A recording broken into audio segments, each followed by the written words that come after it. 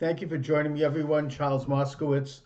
I want to talk about the four predominant schools of anti Semitism or anti Judaism, as it were, and place myself, try to refute them as best I can, um, with the understanding, of course, that there are truths in all of them if you look at individuals, and that certainly Judaism as a faith is by no means perfect. And those four schools generally, historically, have been spiritual, political, economic, and racial. And all four of them seem to interweave with each other at different times. I'm concerned by what I see as an uptick in all of them.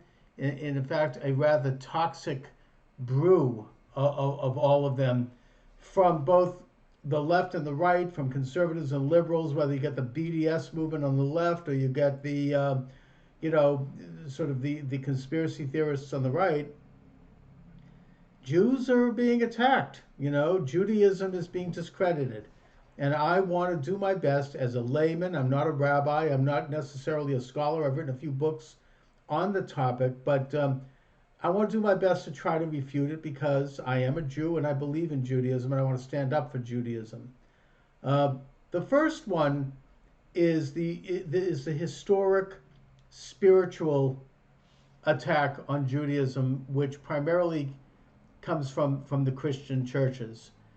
And that is that the way that goes is that because the Jews of Roman Judea rejected the ministry of Jesus, they rejected the messiahship claims of Jesus, and that furthermore they colluded and conspired with the Roman authorities to execute Jesus, all of which is true.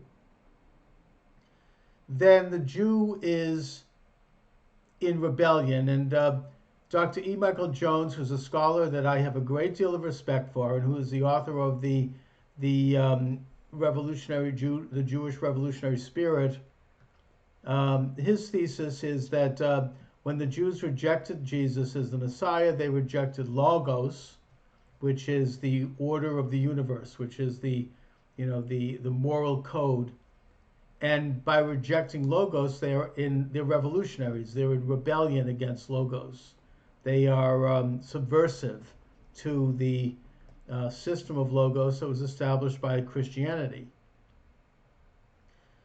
And first of all, with due respect to Dr. Jones, and he's written some brilliant books, but on this particular issue, I think he's completely off base. Jews do not reject Logos. I mean, Judaism is all about Logos. We are, our Torah is the very essence of Logos. We believe in God. I mean, the way Dr. Jones defines Logos is a combination of Greek, reason and the school of Greek philosophy with belief in God through Jesus. We believe in God, and we also believe in logic. I mean, if you take a look at the Talmud, it's an entire system of logic that emanates from the Torah, does not contradict the Torah, which is another one of the theories of the spiritual attack on Judaism, that the Talmud and that Judaism after Jesus was invented as a whole new religion. Untrue, completely false. Judaism has been there since the days of Moses. Every generation has continued the covenant of Moses, and right up till today, without interruption, every single day, the Jews worship God through the covenant of Moses, and they embrace the moral and spiritual precepts that emanated from Sinai, which Moses was the recipient of from God. So, no, we didn't reinvent Judaism at all. Judaism exists and continued to exist as a vibrant, organic faith that is derived from and that has continued to uphold the laws, the precepts, the commandments, and the ideas of the Torah. So, this idea that we somehow lost Logos or that we were in rebellion against Logos because we didn't accept Jesus, I would argue is false. I respect it. I understand that that's the Christian view. I mean, the idea of replacement theology, the new covenant, that Yeah, I understand that, and I respect it. I simply point out that we don't agree, and we're not going to agree. That's not a reconcilable issue, and that ultimately we will reconcile, I believe, when the Messiah does come. And as I've said many times, I mean, there's an old Israeli joke that says that when the Messiah comes and he's standing up on the Mount of Olives, getting ready to go into Jerusalem, the Israelis are going to send out a delegation. They're going to say, "How are you? Welcome to our country." They'll shake his hand. They'll give him a gift, and then they'll ask him, "So is this your first visit or is this a return visit?"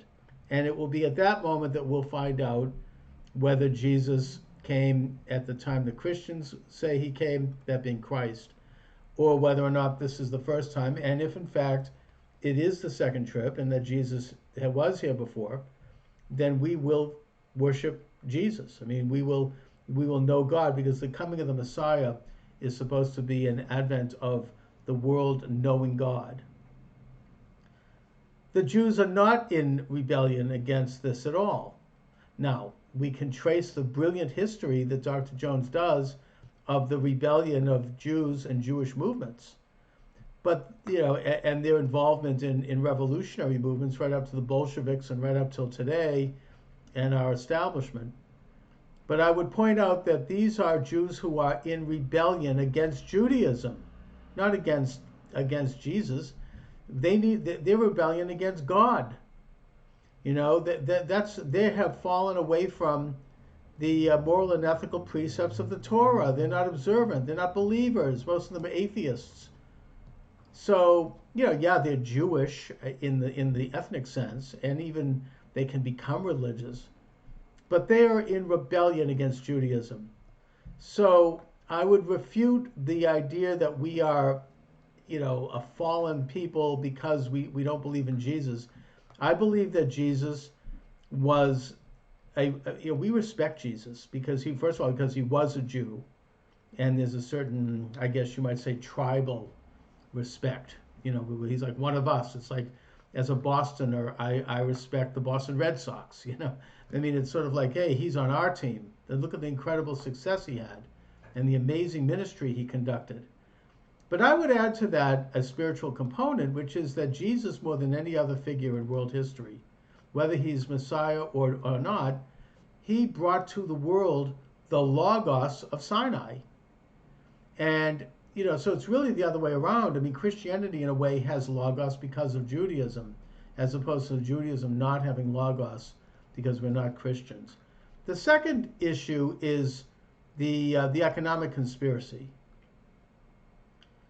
Now, Dr. Jones and others have said that basically Judaism is responsible for both communism and capitalism, both of which, according to them, are wrong. I agree with the first half, from a political standpoint. But capitalism is natural to man. I mean, but the idea of unbridled capitalism is a false idea. It's as false as communism. There's no such thing.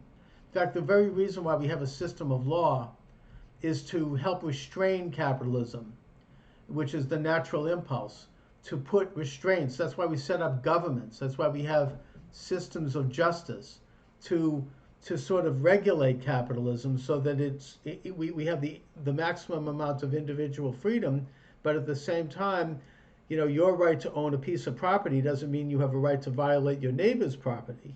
You can't build like a garbage dump on your property because it violates the standards of your neighbors. It affects them. So capitalism has to be, it's naturally regulated, but it also does at times need government to step in and adjudicate and negotiate when there are conflicting interests. So capitalism, in that sense, Judaism absolutely embraces that. There's nothing wrong with that. But oftentimes what they're really talking about with Jewish conspiracy around capitalism is this idea that we are involved in international banking and trade, and that we're involved in this kind of amoral cabal that seeks to undermine national sovereignty and move the world into an informal world order. This is, again, against the ethics of Judaism. There are certainly Jews involved in this. There are big internationalists. We can name a few. George Soros is a good example, always has been. Probably the Rothschild family to an extent. I don't know much about them. They're very secretive. But yes, there is an international, informal conspiracy of people who are very wealthy often and who have friends in places of influence in the culture, in politics, and in economics, who do seek to have extra legal powers around the world and who do seek to regulate not only economies but cultures and nations through informal means, without being elected. Although there's the famous revolving door between these very self-same figures and formal government. That's an issue that's a very interesting issue to develop. My point is that while there are certainly Jews involved in that, always have been, this is not a Jewish thing. This is a problem that transcends any religion. It's actually, it's almost its own religion. It's an internationalist religion, one that has involved the United States in perpetual wars, one that has involved us in depressions and the manipulation of currency. I could get into the issue of central banking. That's a big subject. I've talked about that. It's interesting. It's not particularly Jewish, although certainly there are many Jewish banking families that have been involved in it, including the Rothschilds and the Warburgs and others, and Goldman Sachs. We could name others, and Lehman Brothers. But I would, and some of these people have at times, I suppose, promoted Jewish interests. Most of them are not that interested in Judaism. As far as the Rothschilds go, they were not particularly Zionist, frankly. They were actually somewhat ambivalent at best, except for one. I think Edmund Rothschild, one of the sons, became an ardent Zionist, and he used his wealth to set up the Jewish National Fund, which purchased property in what was then South Syria, part of Turkey, and that has continued right up till this present day, where I believe that they own something like, I don't know, 75, 80% of Israel, where they lease it to landowners, they lease it to farmers, business people, homeowners, and whatnot. So yeah, I mean, you have some of that, and I think that's good, but the vast majority of these people are not particularly Jewish, they're not particularly interested in Jewish issues, and that the phenomena of international banking is not Jewish. In fact, banking really, and fiat currencies and credit in the West was really developed by the Venetians in their trading in the Mediterranean. They're Catholic. And then the Italians really founded the modern banking system. People may not know this, but the Bank of America was started by an Italian family. And there were German banking houses like the Fugers and others, and it had nothing to do with their religion. It's kind of an extra religious thing. And the Jews in the Middle Ages were forbidden by the Catholic Church to engage in various professions, particularly farming. But they were allowed to be involved in lending and trade, and as such, they became very accomplished in that area. And they made contact with Jews in other nations, and they developed networks for diplomacy and banking that served as a very useful purpose to the various Catholic and then Protestant kings and princes. And there's a good book about this by Professor Ginsburg, Jonathan Ginsburg, I think his name is, called "The Fatal Embrace: Jews and the State." I believe he was a professor at Johns Hopkins University. I interviewed him a few years ago. Very interesting man. But it's not really a Jewish conspiracy. I would say that you could argue that it is a conspiracy, and an informal one at that. But there's nothing particularly Jewish about it, putting aside the fact that there are a lot of Jews that are involved in it. The third rung on the wheel is the political rung, which is that Jews invented communism. That's completely false. Communism in the modern, first of all, it's something, again, that exists in nature, collectivism, this idea, this is everything that the Torah argued against when they argued against idol worship. Idol worship represents the ancient form of communism, which is the creation of a false god, a man-made god that could, be worshipped, and that it was engaged in very immoral practices. The entire Torah admonishes us to avoid that. And they were to avoid it not only because it's false, because these are graven images, that they replace God with man-made entities. And that's the essence of communism, that man rules. But also that the practices around these idols was immoral. I mean, there were orgies and throwing babies in the belly of burning, you know, ovens and horrible, evil things going on. And but yet there was something very alluring about that, and remains. So Jews struggled. I mean, the Jewish people alone. I mean, the children of Israel were the people on the forefront of struggling against that and rejecting it. And they certainly didn't always win. And in fact, in many ways, we have lost a big part of that fight because the communist idea has made major inroads into Judaism. I get into this in one of my books, Left-Wing Anti-Semitism, the advent of a false Messiah, Shabtai Zvi, how evil he was and how much his messiahship poisoned the very roots of Judaism to this day. It was a devastating movement, and we have never really recovered from it to this day. But it's not unique to Judaism. The same problem infected Christianity. In 1776, you had the Illuminati, which emanated out of the Catholic Church. These were former Jesuits. They were the ones who codified the idea of one world government and the end of all churches and of all nations. And it was out of that movement that developed the French Revolution and the communist idea. So, you know, there's plenty, we can point fingers of blame on all sides. I would argue that these are anti-religious movements. They're anti-Christian, they're anti-Jewish. Karl Marx, he was born a Jew, but his father converted the family when he was 3 years old. He became a very devout Christian. Before he entered the college, he actually wrote a pamphlet talking about the Trinity and the nature of Jesus. It was only in college that he became a radical. You know, in a sense, you could say he became a Marxist. You know, like a lot of college kids do today. You know, they go into college, they're good, solid, religious, conservative kids, and they come out and they're radicals. You know, they've been radicalized. Well, Marx was radicalized in college by the ideas of people like Hegel and the French Revolution. These were all, by the way, not Jewish people. And he came out and developed communism. He was hired by this shadowy group called the League of the Just to write a pamphlet that became the Communist Manifesto. They changed their name to the Communist League. No one knows much about them. I would argue that, I would suggest that there's likelihood that they might have been directly set up by the Illuminati. That's not provable. I just an opinion. I think they also were behind the setting up of a lot of secret societies, including in the United States, the Skull and Bones. That's a big subject. That's not something that I'm certainly qualified to talk about because I don't know. I mean, I'm not, you know, only they know. I mean, these are big, big, big theories. But that's the political theory.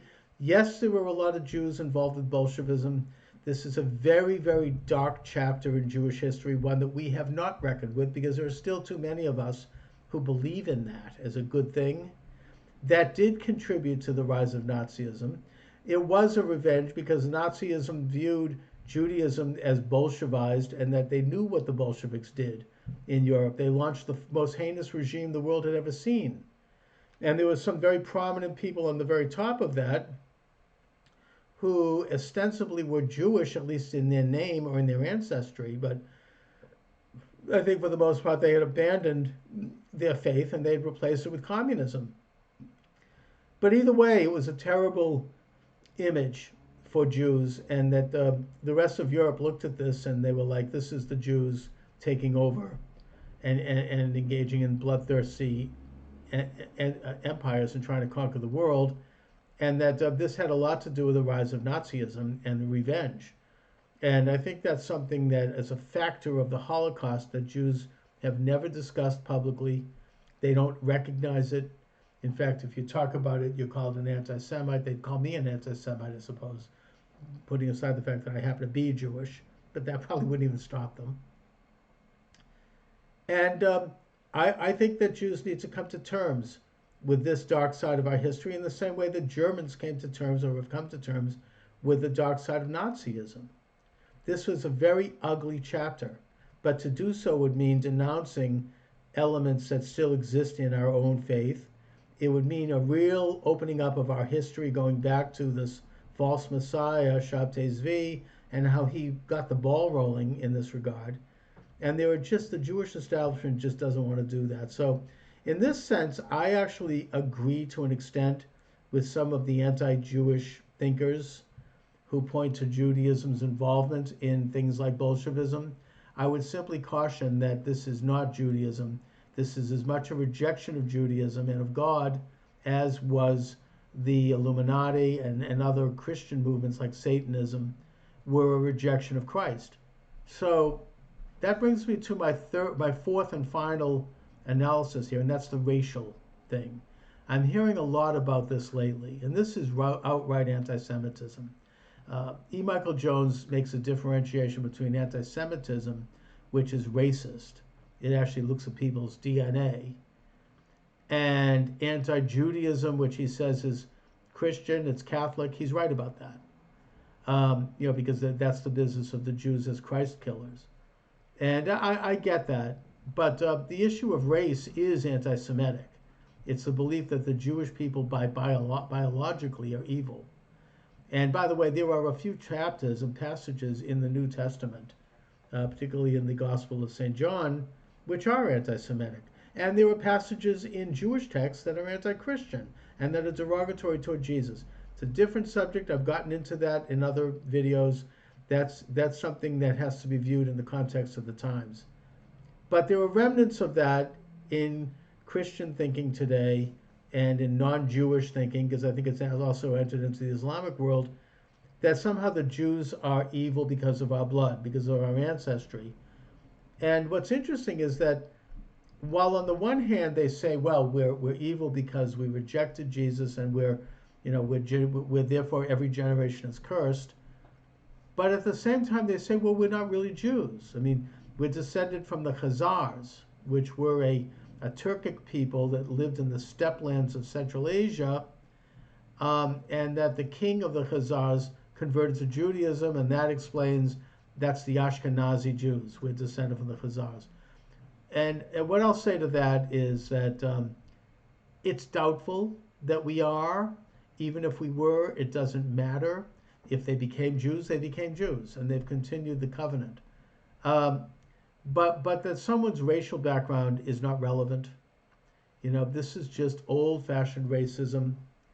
What's relevant is a person's character, who they are, how they create their own lives. We're influenced by our past for sure, but the purpose of life is to create yourself. I mean, we are, the book of Genesis, the Torah says that every man and every woman is created in the image of God. And as long as we have life, we're responsible for who we are. We're not products of something that happened 4, 5, 6, 7, 8, 10 generations ago. So our racial background is not relevant. But having said that, I doubt if the Khazars did convert en masse to Judaism. I think that the royal family there did, but I don't think it's likely that you had hundreds of thousands of Turkic nomads converting to Judaism. It's hard enough for people who are Jewish to be Jewish. I just don't believe that.